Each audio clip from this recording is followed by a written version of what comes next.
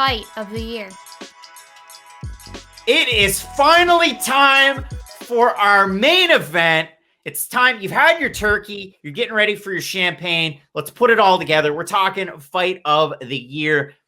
And I mean, hey, there's so many deserving fights. Maybe Ryzen 26 produces one on December 31st, New Year's Eve show. Listen, I have one honorable mention, and it was just a personal one. Yuri Prochazka, Volkan Oezdemir. So excited for that fight. It was absolute pandemonium. Oezdemir cracking Prochazka on the side of the jaw. Prochazka kind of like stanky legging if you could with your whole body and then just going right back at it. But our top five, Petr, Jose Aldo. I mean, it delivered everything you could want in a title fight if your name's not Jose Aldo. It was absolutely amazing. You have Dustin Poirier, Dan Hooker, a 5-round fight that is on a fight night. That's absolutely amazing. It's our round of the year. It's the second round out of that fight. Shane Burgos, Josh Emmett. Now, that one's not the most popular pick because, again, it was, after all, a 3-round fight, but it was absolutely amazing for what lasted. We're talking about so many great fights. Then you talk about the other two. And the reason why I say the other two is because they're kind of in a class of their own. Brandon Moreno, Deiveson Figueiredo, UFC 2 Figgy 6. Amazing fight to cap off a great night of fights. And then Zhang Weili and Joanna and Jedrzejczyk. It's a 2-horse race in this instance. It's a really tricky one. I mean, again, shouts to Burgos Emmett, shouts to Poirier Hooker, shouts to Petr and Jose Aldo. John Franklin, this is a tough one. What are you thinking here? You know, I just want to talk about stats for 1 second. And we talk about how relevant they are in MMA. I'm going to tell you something about stats. It doesn't get talked about a lot. When you think in your mind about Deiveson Figueiredo and Brandon Moreno, right, and the amount of leather they were putting on each other. So 238 strikes, or I'm sorry, 248 strikes for Figueiredo in that fight, 256 strikes for Brandon Moreno. Josh Emmett and Shane Burgos. Josh Emmett threw 275 strikes, and Shane Burgos threw 270 strikes. In 3 rounds, not 5, 3 rounds. So I'm not out here caping for Josh Emmett and Shane Burgos. I'm telling you that 545 strikes in 3 rounds is a lot. And those boys were getting after it. So I just want to make sure that we kind of, if we're going to talk about this, let's talk about how much those guys did in 3 rounds, because that's very relevant. As far as the rest, again, we're talking about big fights in big spots. The one thing that I will throw out at you guys to consider, Weili, Moreno, Aldo,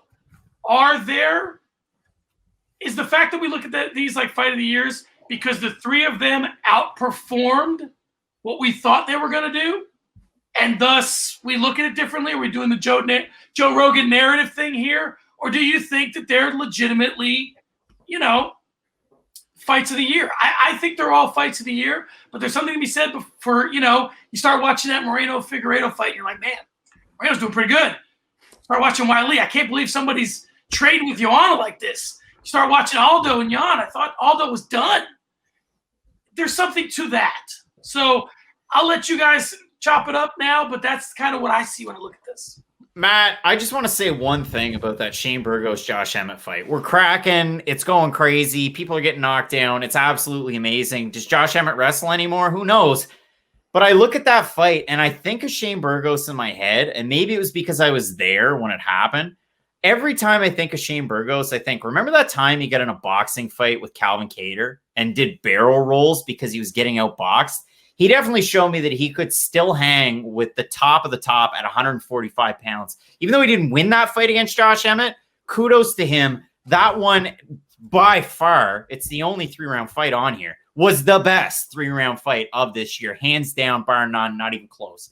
The rest of these fights, though, Poirier Hooker, Jan Aldo, Zhang Weili, and Joanna and Jedrzejczyk, and Moreno Figueiredo. There's just something special about these fights, especially being 5-round fights, and 3 of the 4 for titles. Oh, and this is really the fun thing, too. We all seem to kind of have a different top 2 right now. Like for John, his top 2, from the sounds of it, is Weili, Joanna, and Burgos Emmett. Yours is Weili, Joanna, Moreno Figgy. And for me, it's Weili, Joanna, Dustin Poirier, Dan Hooker. Because okay, we knew Poirier Hooker was going to be good the second it was announced. That was the only one on the list where the second the UFC said Dan Hooker's about to fight Dustin Poirier, everyone, even people who casually follow the sport, were like, okay, that's going to at least be fight of the night at a minimum. And just the fact that it delivered ahead of what we even expected, even though our expectations were so high, I do think that deserves consideration. The Weili Joanna fight, that really came down to the wire. That wasn't just about how good the fight was. We didn't know who won the fight after it was over. And I know in hindsight, it's easy to go back and, oh, but Joanna had that big hematoma. I thought Joanna won that fight. And I was kind of surprised when they ended up giving it to Weili. Like, that fight was so competitive. And it was really martial arts at its highest level. Like, they were perfect the whole entire fight. And that was just a really beautiful demonstration of where women's MMA has come. And I remember we had said this too. Like, remember when Dana White was like, no, I don't want women in the UFC. And then Weili Zhang fought Joanna Jedrzejczyk. And it was like, well, no, this might just be the greatest fight of all time, regardless of gender. With Moreno Figueiredo, I do think there does have to be something to be said about the fact that no one thought Moreno had a chance in that fight, and it was just more competitive than we had gone into thinking it would be.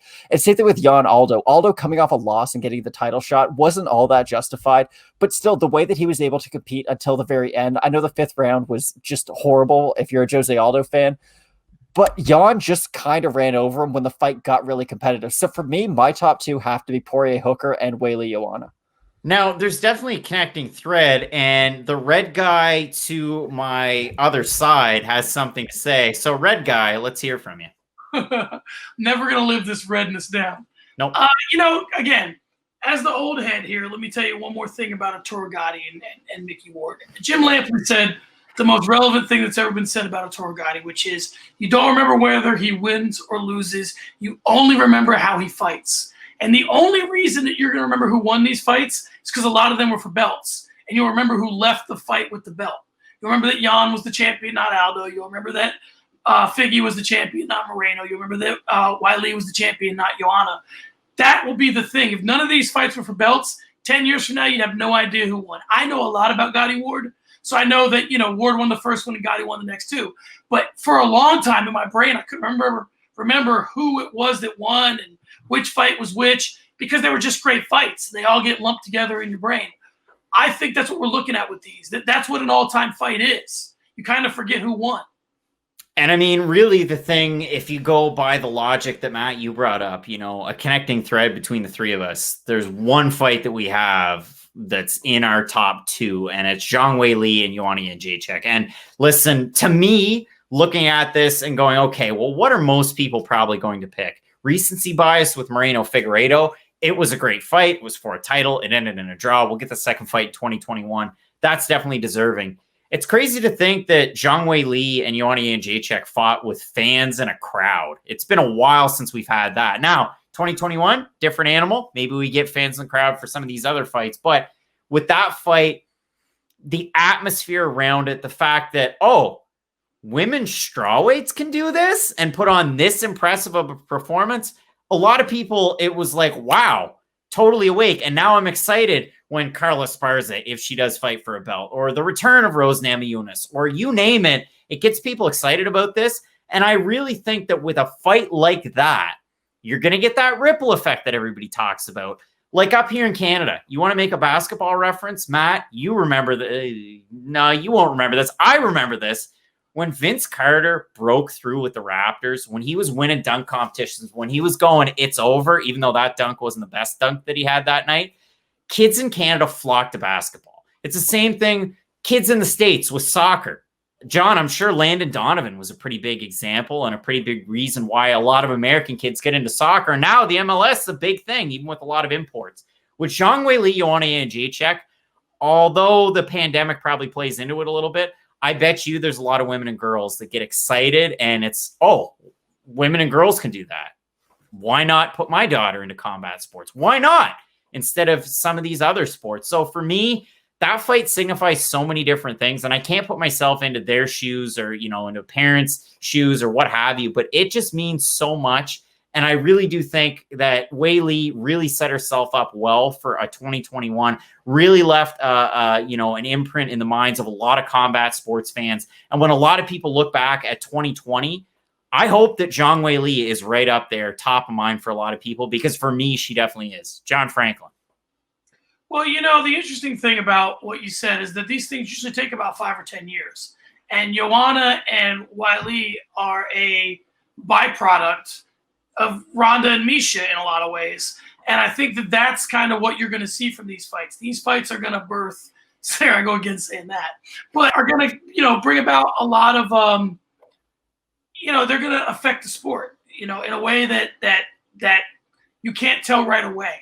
Like, Weili is huge in China. We know this, right? And I think that is going to be, that may make a huge difference of MMA in China, years from now. And I mean, Matt, as we get to see the top of your room there, do you have any parting thoughts on this conversation regarding the fight of the year? I think we can all agree. You know how, when they do International Fight Week, right before the main event, they'll be like, and now introducing to the UFC Hall of Fame. And sometimes it's a pioneer, sometimes it's a current fighter, sometimes it's a fight itself. This fight will find its way into the UFC Hall of Fame one day. Joanna Jedrzejczyk and Weili Zhang have both, they're going to be in the Hall of Fame, whether it's for their careers or not, but this fight will at least get them there. Like, Stephan Bonner failed steroid tests, and he is in the UFC's Hall of Fame because of how important his fight with Forrest Griffin was. The fight between these two, Weili and Joanna, I do think is important enough for not only the women's division, but just the sport moving forward, that both of them will be able to get into the UFC Hall of Fame because of it. And if you want to hear more about conversations surrounding the UFC's Hall of Fame, John Franklin, you and I have touched on that in the past, and I'm sure we'll touch on it a little bit more in the future. It is a sketchy, sketchy place, but hopefully that fight makes it. It's been an insane year. And listen, inside baseball, as Matt got shorter and higher in this show, we get to see the top of the ceiling. John Franklin went from different shades of red. It was just like a movie that you'd pay to see. And I dressed up for the first time since February. We had an amazing year. I can't thank the fans enough for the 2020 that we have had. It's been absolutely insane. I never thought Fight Night Picks would be where we're at this year. I know we didn't get a chance to really talk about it, but we were really pining for 100,000 or 100,000. Let's go for 100,000 before the end of 2021. I was looking forward to 20,000 before the end of this year. So it's an auspicious goal, but I think we can still hit it. And even if not, parlay that into early 2021, and I'm sure it's going to happen. So I have to thank the fans out there. John Franklin, you have your weird American Thanksgiving in November, but what are you thankful for in this 2020? Well, first and foremost, for continuity's sake, did we ever actually officially award the Fight of the Year? Fight of the Year, Zhang Weili, Joanna Jedrzejczyk, write it in stone. That was it. There you go. You can update that in post. What I'm most thankful for, I think, is, we talk about this all the time, but I'll say it publicly. I like this channel a lot. I'm a guy that likes to do quirky things. We do things that are pretty straightforward, and then every once in a while, I'll call up Shaquille, or I get to do some crazy stuff. I think that we are, for just being the three of us, we're a pretty unique channel, and we bring, a pretty unique perspective to the game. And the way that we're able to do shows with each other. I'm just thankful for the opportunity to do that. This is not to throw shade on other places, but I enjoy talking MMA. There's no issues with people I'm talking MMA with. That's cool. And I just think that, more to come. I think that 2021, as we start to maybe make our way back into arenas, back into gyms, there may be some things to come. Yeah, 100%. And I mean, Matt and myself are going to start to become the traveling show of Fight Night Picks. That's definitely one of those inside baseball things that if and when the world starts to open up again, this whole Canadian thing, we'll be spending a lot more time in the States. I know, especially for regional MMA here in Canada, I have to say this, Fight League Atlantic hoping to start back up in Nova Scotia. There's different rumblings about promotions in Ontario and BC starting back up. So hopefully we can get that going in 2021. I know everybody hopes for things like that, but I definitely do for sure. I mean, you talk about things up your sleeve, bigger events, Fight Night Picks events, stuff actually happening in the States. That's one of those things. So we're really looking forward to that. Matt, 2020, again, you joined Fight Night Picks full time at the end of the year. You still don't know how to work a camera or microphone. So big ups to you. You stayed the same shade in this show. What are some of the lasting impacts for you in 2020, and what are you looking forward to next year? Listen, 2020 sucked for a lot of reasons, and I think we can all agree on that. But one of the bright spots was not only the growth of this channel, but really the community around it too. Like the people who take the time out of their weeks to listen to the three of us talk about MMA. Like there's a lot of things you can be doing with your time, and the fact that people would like to spend that time with us, it really means a lot. And just the continued support that we've had from when no one cared about us at the start of the year to now we are starting to develop somewhat of a following. It's really exciting, and it's really exciting to see where this is going to go in 2021. Again, if the worst year of most people's lives have been able to bring us this, then hopefully a year that will somewhat be able to outdo it in 2021 will bring on better and brighter things. Cross your fingers, cross your toes. Really looking forward to a busy 2021. Hopefully you enjoyed the award show, a recap of the year that was 2020. We had a lot of great awards, a lot of deserving candidates. Maybe Rise in 26 totally blows all this out of the water and it's the best event we've ever seen in human history. Who knows? That remains to be seen. But thanks for tuning in. You can always find us at Craig Allen FMP, at Matt Allen FMP, at SM Cornerman, but he's also at Sunday Morning Cornerman. Somebody's got to talk to that wild man. And again, at Fight Night Picks. Looking forward to the 3 events in 3 weeks, the busyness that will be 2021. So we appreciate it. Guys, we got to sync this up as best we can on StreamYard on the internet. We need to leave the fans with a lasting impact of 2021, even though Matt's been a little bit laggy here. I need to get a great ending to this show. So as we always say, with Fight Night Picks, let's get into it. That was bad. We'll work on that next year. Thanks for tuning in. We'll keep getting into it.